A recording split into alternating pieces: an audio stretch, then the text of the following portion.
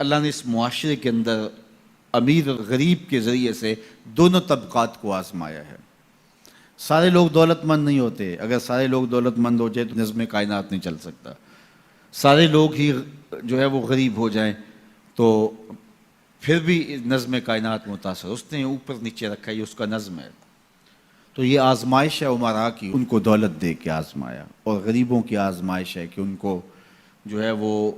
نیچے رکھ کر کے مالی آسودگیاں وہ نہیں دی جو امراء کو دیں، اور وہ اپنی آنکھوں کے سامنے وہ آسودگیاں دیکھتے ہیں، لیکن جب وہ صبر کرتے ہیں اللہ کی رضا کے لیے تو ان کا صلہ رکھا گیا۔ اگر وہ بے صبری کا مظاہرہ کریں گے تو کر پھر بھی کچھ نہیں سکتے، لیکن پھر اجر نہیں ہے، لیکن اگر وہ صبر کر لیتے ہیں کہ یہ اللہ کی تقسیم ہے کہ ان کو زیادہ دیا۔ عمومی طور پہ یہ ہوتا ہے کہ جن کے پاس زیادہ نہیں ہے وہ زیادہ دیے گئے لوگوں کے ساتھ حسد میں مبتلا ہو کر کے اپنی زندگی کو خام خواہ کی اذیت میں مبتلا کر لیتے ہیں۔ ایک مالی کمی اور جو ہے وہ ایک ضعف ان کے پاس موجود ہے، اور دوسری یہ بیماری اپنے ساتھ خود جوڑ لیتے ہیں، تو گویا وہ دو آتشہ تکلیف ہو جاتی ہے ان کی۔ تو وہ ایک مالی ضعف میں مبتلا ہیں اور آسودگی میسر نہیں ہے، اور ضروریات بہت ساری ہیں اور ان کو پورا کرنے کے لیے وسائل خاطر خواہ نہیں ہیں، اور دوسرا ان لوگوں سے وہ آتش حسد میں جلنے لگے جن کو اللہ تعالیٰ نے نوازا ہوا ہے، تو وہ اجر سے بھی محروم ہو گئے اور دوہری مصیبت میں مبتلا ہو گئے۔ لیکن اگر وہ سمجھتے ہیں ان کا مقسوم ان کے ساتھ اور میرا مقسوم میرے ساتھ،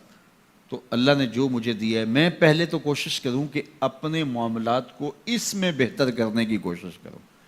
جب ہم دائیں بائیں سے دیکھ کے اپنے گھر کا بجٹ بناتے ہیں اور دائیں بائیں دیکھ کر کے جو ہے وہ اپنے امور زندگی کو طے کرتے ہیں تو پھر ہم مشکل میں مبتلا ہو جاتے ہیں،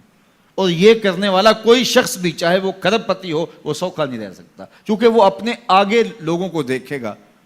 5 مرلے کا ایک مکان ہے کسی شخص کا اور وہ اس کو آسودہ سمجھتا ہے، لیکن اگر وہ اپنے رشتہ داروں، عزیزوں، اپنے دوستوں کو دیکھے کہ وہ 2 کنال کے بنگلے میں رہ رہے ہیں تو وہ 5 مرلے کا مکان سکڑنے لگے گا، اس کو تنگ لگے گا، اس کے اندر اس کی سانس گھٹنے لگے گی۔ لیکن اگر وہ دیکھے کہ میرا فلاں رشتہ دار 3 مرلے کے گھر میں رہتا ہے وہ بھی کرائے کا ہے، تو اس کو وہ گھر ہی محل دکھائی دینے لگے گا۔ اس لیے میرے حضور نے فرمایا کہ اپنے اوپر دیکھو گے تو اوکھے ہو جاؤ گے۔ انظروا الی من هو اسفل منکم، فرمایا اپنے نیچے دیکھو، نیچے دیکھو گے تو زندگی سوکھی ہوگی، اوپر دیکھو گے تو زندگی اوکھی ہو جائے گی۔ اس لیے تمہیں جو دیا گیا اس پر مطمئن رہنے کی کوشش کرو، اس سے اجر بھی ملے گا، اور پھر اپنی چادر کو دیکھ کے ٹانگیں پھیلاؤ گے تو آسودہ رہو گے۔ اللہ اکبر۔ سنو سیدنا علی المرتضیٰ رضی اللہ تعالیٰ عنہ حضور کا ایک فرمان ذکر کرتے ہیں کہ آقا کریم نے فرمایا جو اللہ کے دیے گئے تھوڑے رزق پہ راضی ہو گیا، اللہ قیامت کے دن اس کے تھوڑے عملوں پہ راضی ہو جائے گا۔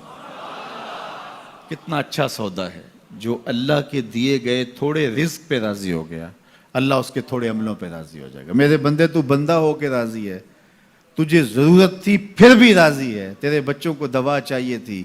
تجھے اچھا گھر چاہیے تھا، سر ڈھانپنے کے لیے چھت چاہیے تھا، تو پھر بھی راضی ہے، کوئی بات نہیں، اللہ نے مجھے جس حال میں رکھا میں واہ خوش ہوں اس حال میں، تو بندہ ہو کے راضی ہے، تجھے ضرورت تھی پھر بھی راضی ہے، میں تو رب ہوں اور مجھے ضرورت بھی نہیں ہے تو میں بھی تیرے اوپر راضی ہوں۔